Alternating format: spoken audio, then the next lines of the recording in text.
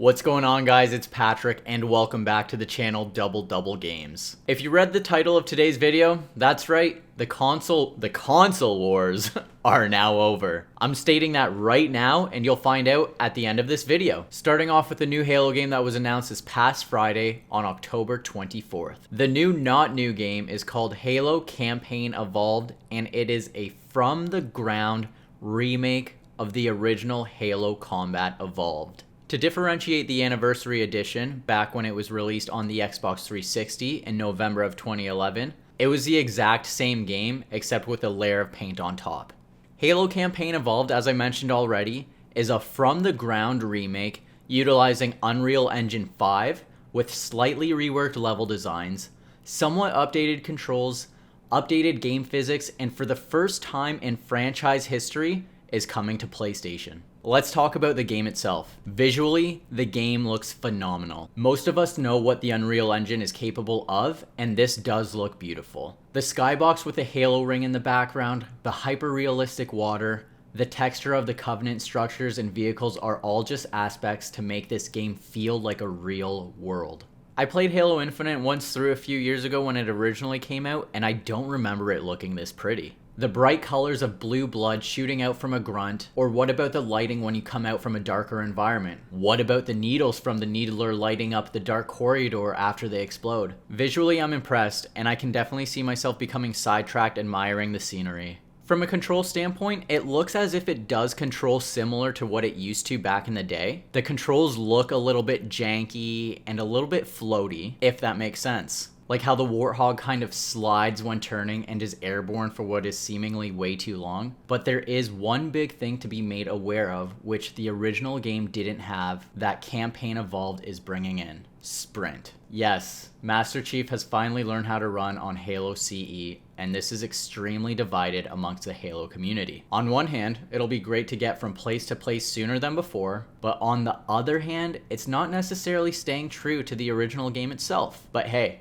that's why they call it a remake and not a remaster. Personally, I am going to welcome it with open arms. I was really excited and happy when they introduced it into Halo Reach, but I am a little bit cautious and nervous that I'm going to find myself just running and sprinting through these levels and rushing through them, not actually appreciating the game for what it was back in 2001. It was confirmed though that there is an option to turn off sprint, which I think I may opt to every now and again to get that true original Halo Combat Evolved experience. Aside from sprint, there are some new additions to the game, such as new weapons. Well, weapons we've already seen before, but new to Halo CE. The Golden Elites will now drop their energy sword once if we decide to defeat them, and we can wield them at will. The Warthog can now carry an additional passenger.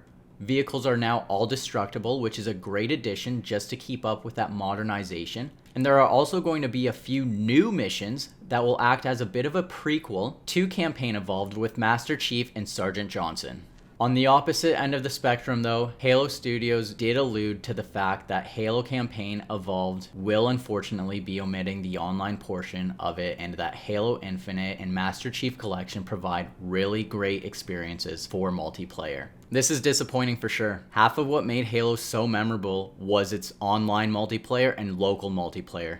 Booting up Team Slayer, hitting up Battle Creek and Blood Gulch, those are the memories that I grew up with. For new Halo players coming from the PlayStation ecosystem, I think they could end up being left with an underwhelming experience due to this. Like, who doesn't want to play Team Slayer with your best friends, or talk shit with someone from a province away? And because Microsoft is bringing this game, Xbox's flagship mascot, to brand new hardware, to a competing hardware that is, you'd think that they'd want to ship their best version possible, to have those players hooked and want to continue to invest in this franchise. On the note of PlayStation, it's really crazy to think that Xbox is bringing on over its flagship mascot, Master Chief, and the Halo franchise to the PlayStation console. You know, if you asked me 15 years ago if I think that this was going to happen, I'd say fuck no, there's no way in hell that that is ever going to happen. But here we are. Halo is going to be on PlayStation. What happens next?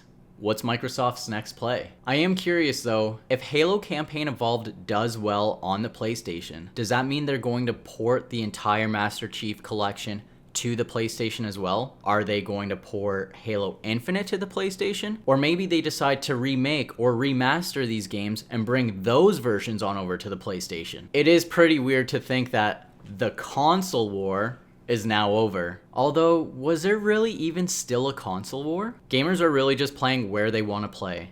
A lot of the games nowadays are cross-platform compatible regardless. Minus your exclusives, of course. It's just wild to think that Forza, Gears of War, and soon Halo are all going to be on PlayStation hardware. I never thought I'd see the day, but this brings up the question, when do we see PlayStation on Xbox? In conclusion, I do feel like Halo Campaign Evolved is going to be a good game. So far it's displayed wonderful visuals and what seems to be similar feeling controls as the original version. But once completed, I feel like gamers will end up feeling, well, somewhat empty. The potential lack of multiplayer to hook new players to the franchise, especially those on PlayStation, it's ultimately going to be detrimental to the overall Halo experience. With this console war now over, what happens next with Microsoft and Xbox? With the lack of console sales, do they continue to ship out physical consoles? Or do they just start publishing games everywhere else? Will PlayStation play nice and we potentially see God of War and Spider-Man hit the Xbox next? Let me know what you think in the comments down below.